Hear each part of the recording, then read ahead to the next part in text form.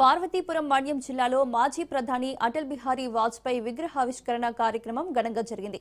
ఈ కార్యక్రమానికి బీజేపీ రాష్ట్ర అధ్యక్షులు మాధవ్, మంత్రి సంధ్యారాణి, ప్రభుత్వ విప్ జగదీశ్వరి, ఎమ్మెల్యేలు బోనెల విజయచంద్ర, నిమ్మక జయకృష్ణ తదితరులు హాజరయ్యారు.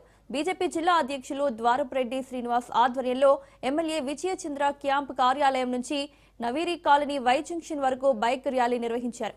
అనంతరం వై జంక్షన్ వద్ద అటల్ బిహారీ వాజ్పేయి విగ్రహాన్ని ఎమ్మెల్యే విజయచంద్రతో కలిసి బీజేపీ చీఫ్ మాధవ్ ఆవిష్కరించారు. బహిరంగ సభ వేదికగా దేశానికి వాజ్పేయి సేవలను వివిధ పార్టీ నేతలు కొనియాడారు.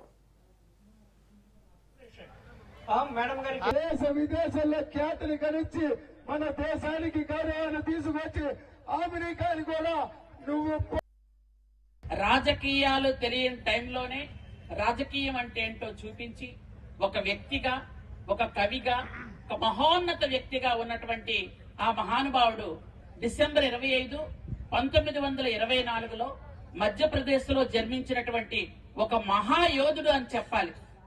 అలాంటి మహానుభావుడు 96, 98, 99 వరుసగా 3 సార్లు కూడా ప్రధానమంత్రి స్థాయిలో ఉండి పాకిస్తాన్, భారతదేశంలో కూడా మనం విరోధులుగా కాదు స్నేహంగా ఉండాలి అని లాహోర్ బస్సు వేయించి శాంతి చర్చలు చేయించినటువంటి మహాపుణ్యాత్ములు ఆయన. అలాంటి మనిషి విగ్రహం ఇక్కడ మనం పెట్టుకోవడం నాకు చాలా సంతోషంగా ఉంది. ఈ రోజు మనం బయటకు ఎక్కడికైనా వెళ్తే మనకు రోడ్డు ఉందా అని అడుక్కుంటాం. యాక్చువల్ గా ఈ రోడ్డు కావాలి, ఆ రోడ్డు కావాలని. ఆ రోజుల్లోనే జాతీయ రహదారులు అంటే ఎలా ఉండాలి అని సువర్ణ చతుర్ముఖి అని జాతీయ రహదారులు వేయించినటువంటి ఒక మహానుభావుడు ఎవరు అంటే అటల్ బిహారీ వాజ్పేయి అని గర్వంగా చెప్పుకోగలం. మొదటిసారి పార్లమెంట్ లో అడుగు పెట్టిన వెంటనే 1957లో ఆ రోజుండే ప్రధానమంత్రి భావి భారత ప్రధానిగా కొనియాడటం, దాని తర్వాత ఆయన అనేక రకాల పనులు, ఈ దేశంలో గోవా అనే ఒక ప్రాంతం ఉంది, పోర్చుగల్ అనే దేశం దాన్ని ఆక్రమించింది.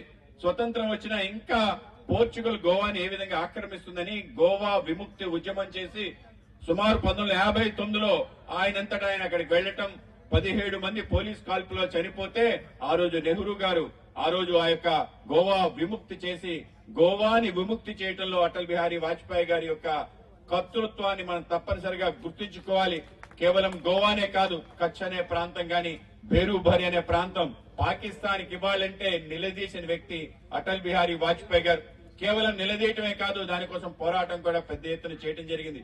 ఈ దేశానికి సంబంధించిన పక్కన చైనా, పక్కన పాకిస్తాన్ రెండు ఈ దేశంపై ఆక్రమించడానికి సిద్ధంగా ఉన్నాయి. కనుక దేశానికి ఆటం బాంబు కావాలని చెప్పి చెప్పడం జరిగింది. కేవలం చెప్పడమే కాకుండా వి వాంట్ ఆటం బాంబ్ అని చెప్పి దేశవ్యాప్తంగా ఉద్యమం చేయడం జరిగింది.